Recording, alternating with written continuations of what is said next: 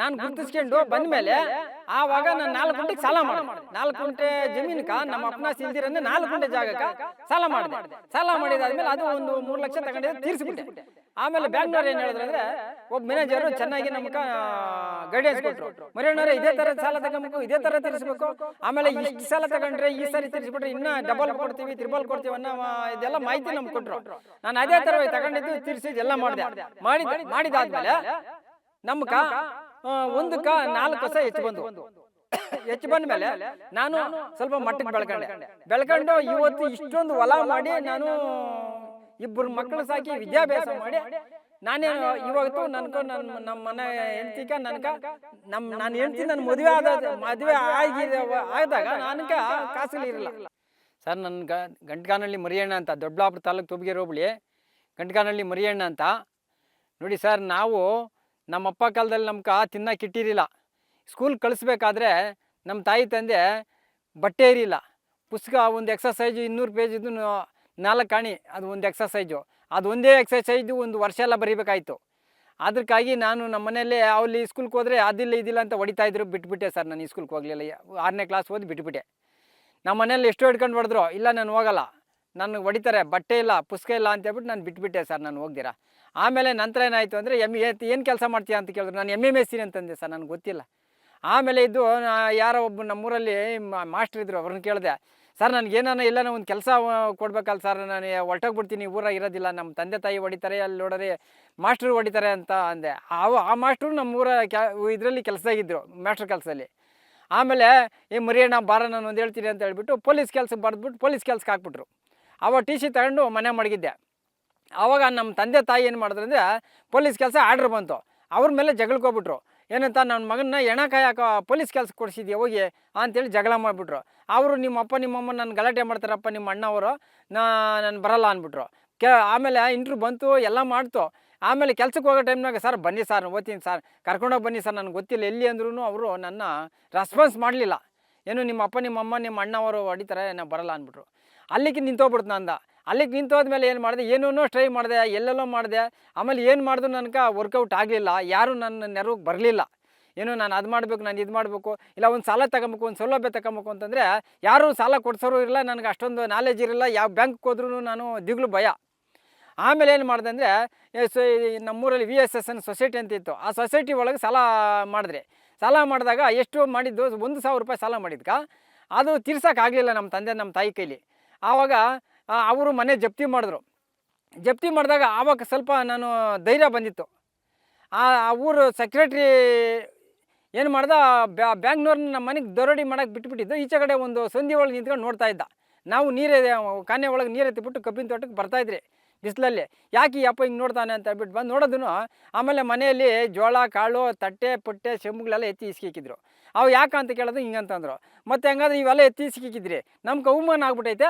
ಈಗ ನೀವೇನು ಮಾಡ್ತೀರ ಅಂತಂದ್ರೆ, ಈ ತಟ್ಟೆ ಪುಟ್ಟೆ ಈ ಜೋಳ ಕಾಕಿ ಅವ್ರ ಕಾಳು ಎಲ್ಲ ತಗೊಂಡು ಹೋಗ್ತಾ ಇದ್ದೀರಲ್ಲ, ಅವೆಲ್ಲ ತಗೊಂಡೋದ್ಮೇಲೆ ನಮ್ಮ ಸಾಲ ತೀರೋಯ್ತು ಅಂತ ನಾನು ಆವಾಜಾಗ್ದೆ. ನೋಡಿ ಸರ್, ಅಲ್ಲಿಂದ ಈಚೆಗೆ ನನಗೆ ಧೈರ್ಯ ಬಂದು, ಎಲ್ಲೇನು ಮಾತಾಡಬೇಕು, ಯಾವ ಜಾಗಕ್ಕೆ ಹೋದ್ರೆ ಏನು ಬರಬೇಕು ಅಂತ ಅಲ್ಲಿಂದ ಈಚೆಗೆ ನಾಲೆಜ್ ಬಂದಮೇಲೆ, ಆಮೇಲೆ ಹೊಸ ತಳಿ ರಾಗಿಗಳು ಬಂದವು. ಆಮೇಲೆ ನಮ್ಮ ಅಪ್ಪನ ಕೇಳಿದೆ, ಈ ಹಾಕೋಣ ಅಂತಂದರೆ ನಮ್ಮಪ್ಪ, ಇಲ್ಲ ನನಗೆ ಹಿಟ್ಟಾಗಲ್ಲ, ನಾವು ಶಕ್ತಿ ಇಲ್ಲ ಹಿಟ್ಟಲ್ಲೇ ನಮ್ಗೆ ಆಗಬೇಕು, ಅದರ ಕಾಯಿಲೆ ಬರ್ತದೆ ಹಂಗೆ ಹಿಂಗೆ ಅಂತ ಏನೋ ಬೊಗಳೆ ಬಿಟ್ಬಿಟ್ಟ. ಆ ತೋತೇರೆ ಅಂದ್ಬಿಟ್ಟು ತಲೆ ಕೆಡ್ಸ್ಕೊಂಬಿಟ್ಟೆ. ಆಮೇಲೆ ಒಂದು ಬಾವಿ ತೆಗಿಸ್ಬಿಟ್ಟು ಬೋರ್ವೆಲ್ಗಳು ಇರಲಿಲ್ಲ, ಆವಾಗ ಬಾವಿ ಇತ್ತು, ಬಾವಿ ತೆಗಿಸ್ಬಿಟ್ಟು PLD ಬ್ಯಾಂಕ್ನಲ್ಲಿ ಸಾಲ ಮಾಡಿದ್ವಿ. ಬರೀ 7,000 ರೂಪಾಯಿ, 60 ಅಡಿ ಬಾವಿ ತೆಗೆದ್ರಿ. ಅದರಲ್ಲಿ ನೀರು ಬರಲಿಲ್ಲ, ಲಾಸ್ ಆಗಿಬಿಟ್ರಿ. ಆಮೇಲೆ ಏನೇನೋ ಮಾಡಿದ್ವಿ, ಈ ಬೆಳೆ ಜೋಳಗಳೆಲ್ಲ ತೆಗೆದ್ರಿ, ಎಲ್ಲನೂ ತೆಗೆದ್ರೆ ಸಾಲ ತೀರ್ಸೋಕ್ಕಾಗಲಿಲ್ಲ. ಆಮೇಲೆ ಹೆಗ್ಡೆ ಸರ್ ಕಾಲದಲ್ಲಿ, ರಾಮಕೃಷ್ಣ ಹೆಗ್ಡೆ ಸರ್ ಕಾಲದಲ್ಲಿ ಅದು ಸಾಲ ಮನ್ನಾ ಮಾಡ್ತು. ಬ್ಯಾಂಕ್ಗಳು ನೀರು ಬರದೆ ಬಾಯಿಗಳೆಲ್ಲನೂ ಮನ್ನಾ ಅಂತ ಮಾಡ್ತು. ಆವಾಗ ಸ್ವಲ್ಪ ನಾವು ಈಚೆಗೆ ಬಂದರೆ, ಆಮೇಲೆ ಅದಕ್ಕೆ ಮುಂಚಿತವಾಗಿ ಸಾಲ ತೀರ್ಸೋಕ್ಕಾಗಲ್ಲ ಅಂತ ಹೇಳ್ಬಿಟ್ಟು 1 ಎಕರೆಗೆ EPS ನಾರು ಕಟ್ಟಿದ್ರಿ. ಇದರಲ್ಲೇ ನಾವು ಸಾಲ ತೀರಿಸ್ಕೊಂಡ್ಬೇಕಾರೆ ಅದು ಬರೋಷ್ಟೊತ್ಗೆ ಅದರಲ್ಲಿ ಫಸಲು ಬಂದು ನಾವು ಸಾಲ ತೀರಿಸೋಪಟ್ಟಿಗೆ ಅದು ಸಾಲ ಮನ್ನಾ ಆಯಿತು. ಆಮೇಲೆ ಆ ತೋಪು ಮಾರಿಬಿಟ್ಟು ನಾವು ಇದಕ್ಕೆ ಎಲ್ಲಿ ಏನೇನು ತಗೊಬೇಕು ಅಂತ ಹೇಳ್ಬಿಟ್ಟು ಸ್ವಲ್ಪ ಹಂಗೆ ನಮ್ಗೆ ತಲೆ ಓಡಿಸಿ, ಅಲ್ಲಿ ಯಾವುದೋ ಒಂದು 30 ಗುಂಟೆ ಜಮೀನು ಬರೀ 18,000 ರೂಪಾಯಿ ವ್ಯಾಪಾರ ಮಾಡಿ ತಗೊಂಡು ನಮ್ಮ ಅಪ್ಪ ನಮ್ಮಮ್ಮನ್ನ ನಮ್ಮ ಅಣ್ಣವ್ರನ್ನ ಎಲ್ಲ ಬಿಟ್ಟು ತೊರೆದು ಆಚೆಗಡಿಕೆ ನಾನು ಸ್ವಲ್ಪ ಮುಂದೆ ಕಾಲಿಕ್ಕಿ ಮುಂದೆ ದೊಡ್ಡವನಾಗಬೇಕು ಅಂತ ಹೇಳ್ಬಿಟ್ಟು, ಯಾವಾಗ ನಾನು ಕಾಲಿಗೆ ಈಚೆಗೆ ಬಂದೆ ನಮ್ಮ ಅಣ್ಣವ್ರನ್ನ ಬಿಟ್ಬಿಟ್ಟು, ಆವಾಗಿನ ದಿವ್ಸಕ್ಕೆ ನಮ್ಗೆ ಊಟಕ್ಕೂ ತಿನ್ನೋಕ್ಕೂ ಸ್ವಲ್ಪ ಶಕ್ತಿ ಬಂತು. 4 ಜನಕ್ಕೆ ಬೇಕಾದಂಥ ಮನುಷ್ಯನು ಅದೇ.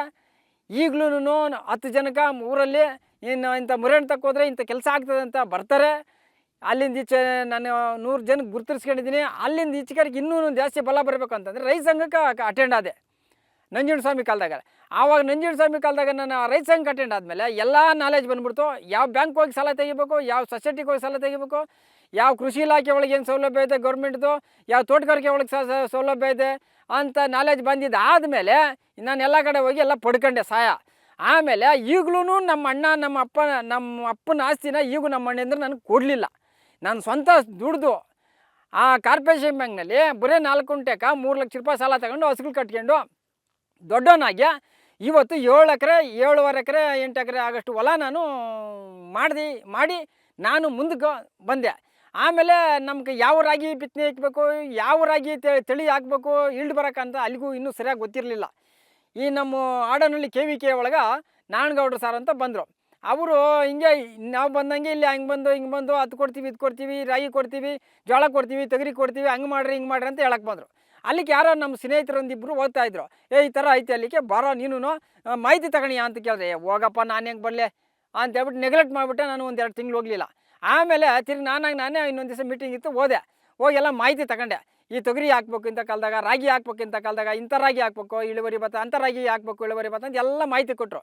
ಅಲ್ಲಿಂದ ಈಚೆ ನಾನು 10 ಜನಕ್ಕೆ ಹೋಗಿ ಕರ್ಕೊಂಡು ಅಲ್ಲಿ KVK ಬಿತ್ತನೆ ರಾಗಿ ಕೊಡಿಸೋದು, ಬಿತ್ತನೆ ಜೋಳ ಕೊಡಿಸೋದು ಎಲ್ಲ ಮಾಡಿದೆ. ಅಲ್ಲಿ ನಾರಾಯಣಗೌಡರು ನನಗೆ ಗುರುತಿಸ್ಕೊಂಡು ಆದಮೇಲೆ ಏನು ಮಾಡ್ತಾ ಅಂತಂದರೆ ನಾನು ಎಲ್ಲ ಸೌಲಭ್ಯಗಳು ತಗೊಂಡು ಬಂದು ನಾನು ಗುರುತಿಸ್ಕೊಂಡು ಬಂದಮೇಲೆ ಆವಾಗ ನಾನು 4 ಗುಂಟೆಗೆ ಸಾಲ ಮಾಡಿದೆ. 4 ಗುಂಟೆ ಜಮೀನ್ಗೆ ನಮ್ಮ ಅಪ್ಪನಾಸಿ ಇಲ್ದಿರನ್ನೇ 4 ಗುಂಟೆ ಜಾಗಕ್ಕೆ ಸಾಲ ಮಾಡಿದೆ. ಸಾಲ ಮಾಡಿದಾದ್ಮೇಲೆ ಅದು ಒಂದು 3 ಲಕ್ಷ ತಗೊಂಡಿದ್ದೆ, ತೀರಿಸಿಬಿಟ್ಟೆ. ಆಮೇಲೆ ಬ್ಯಾಂಕ್ನವ್ರು ಏನು ಹೇಳಿದ್ರು ಅಂದರೆ, ಒಬ್ಬ ಮ್ಯಾನೇಜರು ಚೆನ್ನಾಗಿ ನಮ್ಗೆ ಗೈಡೆನ್ಸ್ ಕೊಟ್ಟರು. ಮರಿಯಣ್ಣವರೇ ಇದೇ ಥರ ಸಾಲ ತಗೊಬೇಕು, ಇದೇ ಥರ ತೀರಿಸ್ಬೇಕು, ಆಮೇಲೆ ಇಷ್ಟು ಸಾಲ ತಗೊಂಡ್ರೆ ಈ ಸಾರಿ ತೀರಿಸ್ಬಿಟ್ರೆ ಇನ್ನೂ ಡಬಲ್ ಕೊಡ್ತೀವಿ, ತ್ರಿಬಲ್ ಕೊಡ್ತೀವಿ ಅನ್ನೋ ಇದೆಲ್ಲ ಮಾಹಿತಿ ನಮ್ಗೆ ಕೊಟ್ಟರು. ನಾನು ಅದೇ ಥರವಾಗಿ ತಗೊಂಡಿದ್ದು, ತೀರಿಸಿದ್ದು ಎಲ್ಲ ಮಾಡಿದಾದ್ಮೇಲೆ ನಮ್ಗೆ ಒಂದಕ್ಕೆ 4 ಕಸ ಹೆಚ್ಚು ಬಂದವು. ಹೆಚ್ಚು ಬಂದಮೇಲೆ ನಾನು ಸ್ವಲ್ಪ ಮಟ್ಟಕ್ಕೆ ಬೆಳ್ಕೊಂಡು ಇವತ್ತು ಇಷ್ಟೊಂದು ಹೊಲ ಮಾಡಿ ನಾನು 2 ಮಕ್ಕಳು ಸಾಕಿ ವಿದ್ಯಾಭ್ಯಾಸ ಮಾಡಿ ನಾನೇನು ಇವತ್ತು ನಮ್ಮ ಮನೆ ಹೆಂಡ್ತಿಗೆ ನಾನು ಹೆಂಡ್ತಿ ನನ್ನ ಮದುವೆ ಆದಾಗ ನನಗೆ ಕಾಸುಗಳಿರಲ್ಲ. ನಾನು ಮಣ್ಣಾಕ ನಂಗೆ 2 ಮದುವೆ ಮಾಡಿದ್ದು ನಾನೇ. ಅವಾಗ ಯಜಮಾನಿಗೆ ಕಟ್ಕೊಂಡು ಮಾಡ್ತಾಯಿದ್ದಾಗ ಬರೀ ನಮ್ಮ 2 ಮದುವೆ 20,000 ರೂಪಾಯಿ.